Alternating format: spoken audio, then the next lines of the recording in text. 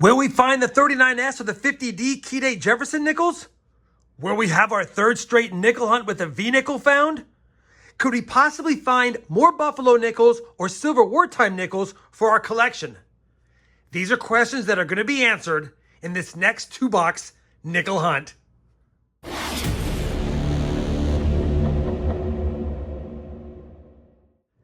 Hey everyone, it's Rob Finds Treasure and welcome back to the channel. We have a fun hunt today, a couple of nickel boxes. We've done well lately. The last two nickel box hunts have produced V-nickels, and hopefully we can find more of the same, or the 39S and the 50D that we need to complete the Series 3 Jefferson nickel album, and then only 5 more nickels for the Series 4. I've got it in front because it's more of my favorite type of album than this kind, but we'll have to see if we can get this one completed first. Boxes 170 and 171 of the series, and it's episode 188. And it's also boxes 26 and 27 for Series 4. Now, obviously, I'll give you guys a look at both of these books at the end once I have all of my finds laid out and we compare them to see if we have any of those upgrades and or additions.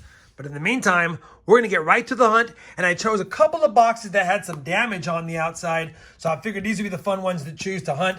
And based on the holes in the bottom, they're definitely circulated nickels. But we'll see if we can crack this open without too much problem one-handed. All right. Yeah, it's a busted up box, as you can see. And you know what? It looks okay. We have a few older Jefferson nickel designs, but it seems like I'm seeing more and more newer Jefferson nickels lately. Hopefully that's not the case inside the box. Hopefully we have some goodies, but I guess we'll have to find out. You guys know what's next. As soon as I have a find in this first box, I'll bring it back in and share it with you. Well, it took us to roll number 9 to get our first filming find from the 40s. This one's going to be a 1946, and it's 1946 Philadelphia to go along with a 1958 Denver and a slightly lower mintage. Don't see them too often in decent shape. 1959 Philadelphia. 3 finds through 9 rolls. Hopefully the box gets hotter. Roll number 11, a 1942 Jefferson nickel transition year. They had some silver planches and some regular planches. This one looks regular, although if it's regular, the Denver mint mark is the lower mintage. And it is 1942 Denver. We'll quickly check for that 42 D over horizontal D, and I don't see it, but either way, this is a lower minted nickel, and I think we need it for the Series 4 album. That could be one of the 5 we needed. If I recall, we do need this, and so that's a great find for us. Could have a book filler right there. 11 rolls in. Many rolls later. Well, we're already up to roll 35 of the box. Been a really cold box for nickels so far. Only, what is that? 3, 4, 5, 6, 7 finds. Until now, we're going to have our 8th. I saw it was a 1949 with damage. And there's a mint mark. It's a Denver. 1949 Denver has a D over S over mint mark, but that's going to be tough to see without corrosion. Either way, it's in rough shape, but I'll go ahead and chalk it up to a 1949. Find number 8. Only 15 rolls plus this to go, though. Roll number 37 is going to give us another find from the 40s. Our 4th one from the 40s. 1941 Philadelphia with that same corrosion as the 49. Roll number 40, and we've made it to find number 10 of the box. Another nickel from 1946. This time from Denver. Well, that's going to wrap it up for the first box of this 2-box nickel hunt. Pretty tough box, although the number of finds got respectable at the end. 16 finds on the board. The best ones of note is the 42 Denver, even though it's really slick. Obviously, the 52P is not bad. We got a couple of 54Ds and a pretty nice 1955 Denver. I checked them all. They don't have any over mint marks or RPMs. And then we also had the lower mintage 1959P. So a bunch of somewhat better dates, somewhat better condition coins, but no silver, no Buffaloes, no V-nickels yet. Kind of a rough first box. And as far as nickel boxes go, that's about as tough as they get when I do hunt them. Although, you're going to get nickel boxes like that, just not too often. All right, let's move on to box number 2. See if we can get some good finds in this one. And yeah, see if we can get some silver as well. I don't see any enders that might be worth mentioning. This one could be a proof. It almost looks like a proof, but it might just be damage. I'll find out later. And then we got a couple of other older ones to let you know about when we get to them, if they're good finds. All right, Let's kick it off with this first roll, unless I see that that's a proof. Really quickly, I wanted to show you, it looks like it's kind of a proof at certain angles, but it's just a Denver. It's just a Denver. Had a proof-like look to it. We'll see if it looks as good out of the roll. All right, now let me get back to the hunt. If I have a find, I'll bring you back in. That was quick. Roll number one and box number two, about, I guess, halfway, maybe a little bit more than halfway through the roll. 1941 Philadelphia for the board. And yeah, that's a good sign. And while I have you here, just double check that's a 1960. A few of these backs look a little bit older, 63. All right, looks like nothing else is older than I thought. Let me get back to the hunt, and I'll bring you back in on the next find. Roll 56 of the 100 roll hunt. 1940 Jefferson nickel, first found for this hunt. 40 Philadelphia. We're on roll number 63 of the two-box hunt, and this roll looks like it might have a couple of finds potentially. We have at least one, that's why I grabbed the camera. The first one is a 1948 Philadelphia, first from that year so far. And then while I have you here, this one could be old, and it is. And it's just the year before it, 1947 Denver. Didn't have a 47. What about this one right here? Nope, just a nice high relief 83. 81, 70. All right. Maybe not as old as I thought. I thought we had at least 3 or 4 in the row, but we had a couple, and I'll take it. I'll comb back through those. If I have a find, I'll bring it back in. Otherwise, I'll bring it back in on the roll that has a find after this one.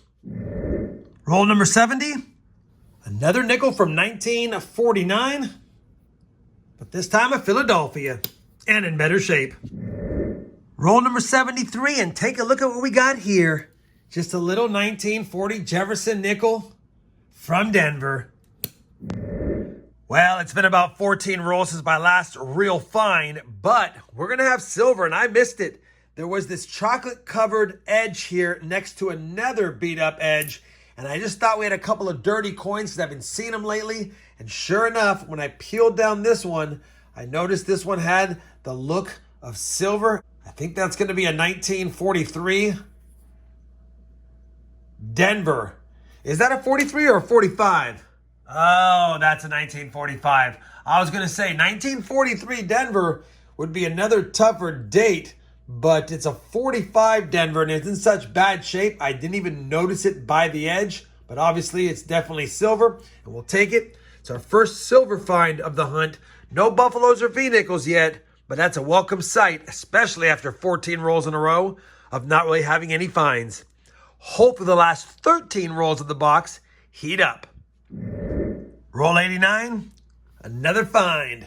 This time, 1946 Denver. Roll number 91, yet another 1946 nickel, also from Denver. Roll number 95 of the hunt, and we've got the world's slickest 1942 Jefferson nickel. I don't think it's a war nickel. I looked at the patina. It doesn't look right. No green edge. Is there a mint mark for another Denver?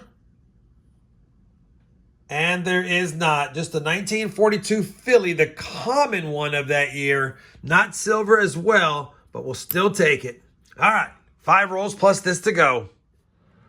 Well, that's going to wrap it up for this 2-box nickel hunt. Second box wasn't much better than the first box. Only 17 more finds on the board, so 33 overall.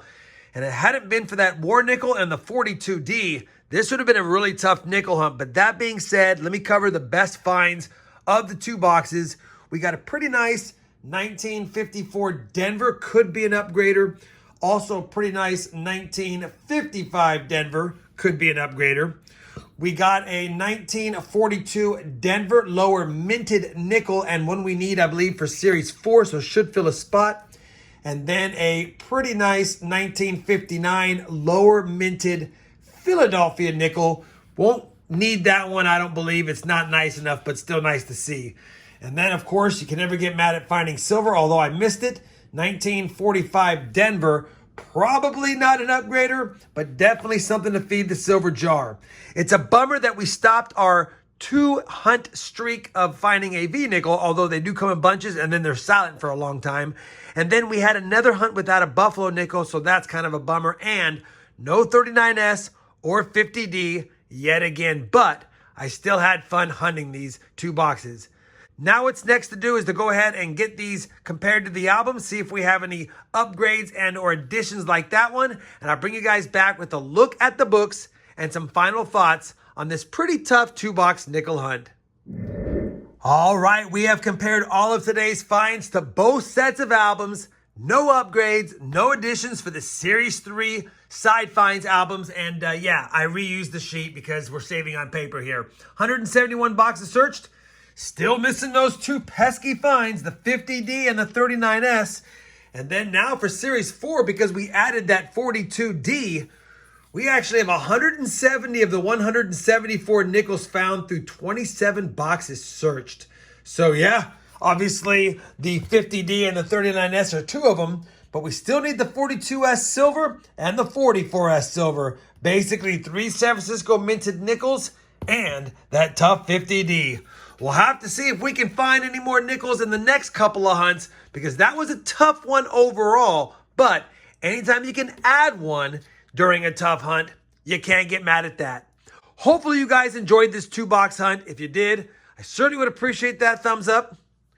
And as always, everyone, happy hunting and thanks for watching.